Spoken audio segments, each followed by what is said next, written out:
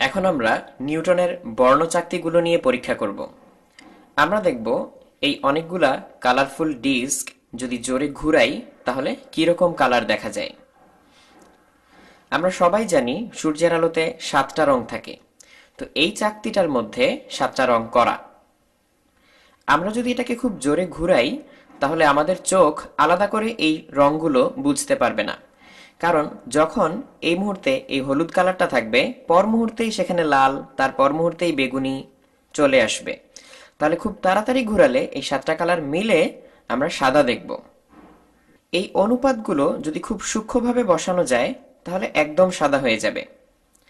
কেউ চাইলে একটা সাদা চাকতির মধ্যে নিজেরা রং পেন্সিল দিয়ে রং করে নিতে পারো, তাহলে তোমরা নিজেদের ইচ্ছে মতো অনুপাতগুলো পরিবর্তন করতে পারবে। আমরা এবার মোটরের সাথে কানেক্ট করব।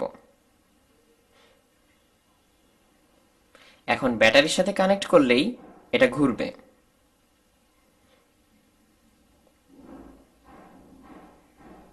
এই ঘুরাচ্ছি, যথেষ্ট জোরে ঘুরলেই সাদা হয়ে যাবে।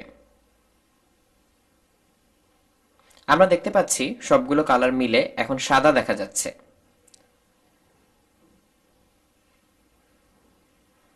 যদি রঙের অনুপাতগুলো ঠিক থাকে তাহলে সম্পূর্ণ সাদা দেখা যাবে।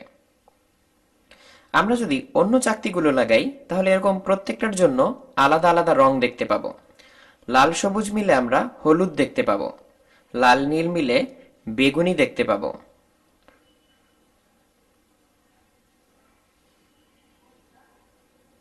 এভাবে আমরা অন্য কালারগুলোও দেখতে পারবো।